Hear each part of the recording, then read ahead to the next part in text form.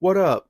Welcome back to another episode of Select Your Character, hosted and created by yours truly. Yes, it is another glorious day. I'm still on my streak of uploading a video every 2 days, going strong. I actually love making this series, but it is a lot of hard work, so I would super appreciate if you guys could show some love with that little subscribe button, or that little bell, or that little thumbs up button, anything of your choice. But yeah, that just ensures that I'm able to make more of these videos for you guys, so there you go. Something else I noticed, we're almost at 300 whole subscribers. What? It may not seem like a big number, but to me, it means a lot. So thank you so much.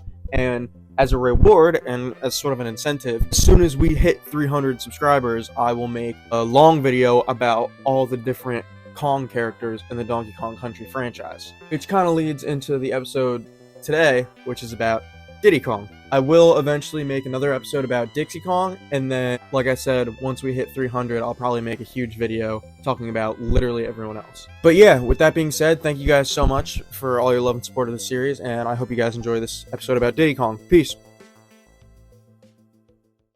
Alright, so you remember that video game company we talked about a little while back? You know, the one with the monkey games? Yeah, that's the one. Let's see how they're doing, shall we? Wow, look at that. It's currently the year 1994, and Nintendo is now making games for their very own 16-bit Super Nintendo console. How cool is that? Now I have to ask, how are the monkeys doing? I think my brain just melted. Donkey Kong Country, one of my favorite video game series of all time, and what I like to call the original DK Renaissance. This game was absolutely mind-blowing in the world of platforming and gaming as a whole at the time.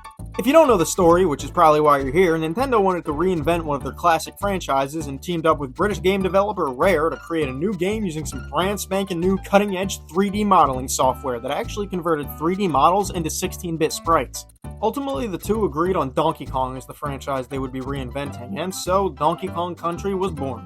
Everything in this new Donkey Kong game was revamped from the ground up. Instead of a construction site, this game was in the jungle, baby. And instead of a big angry monkey, it was a cool monkey with a tie. But you know the real reason why we're talking about these games. This is a character analysis series after all. Not only was Donkey Kong Country the peak of video games at the time, but it also introduced us to one of the coolest characters Nintendo would ever have the pleasure of adopting. Donkey Kong's biggest fan and little buddy, Diddy Kong.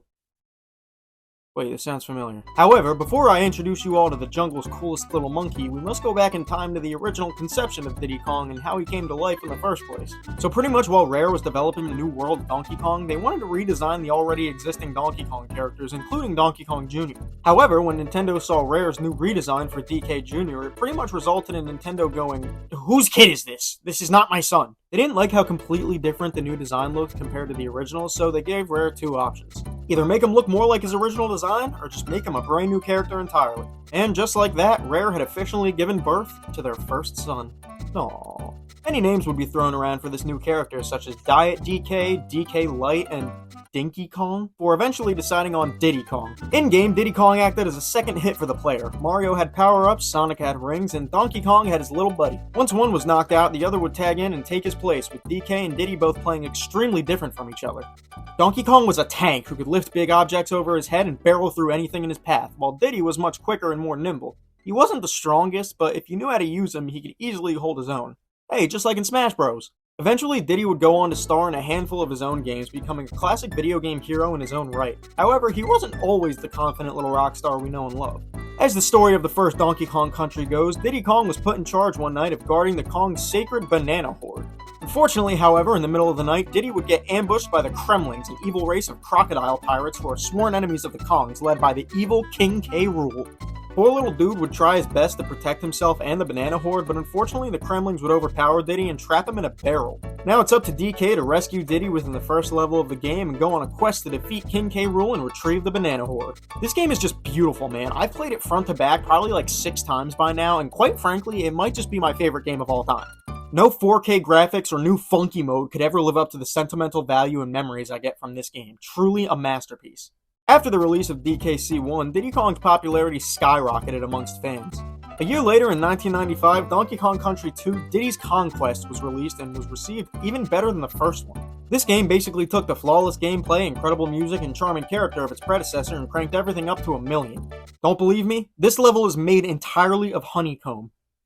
This is probably the coolest thing you'll see all week. Not only was this just by definition a friggin' awesome game, it actually switched things up and didn't even feature Donkey Kong as a playable character. This is Diddy's Kong Quest. In this game, Donkey Kong himself has been kidnapped, and now it's totally up to Diddy Kong to save not only his friend, but the whole island.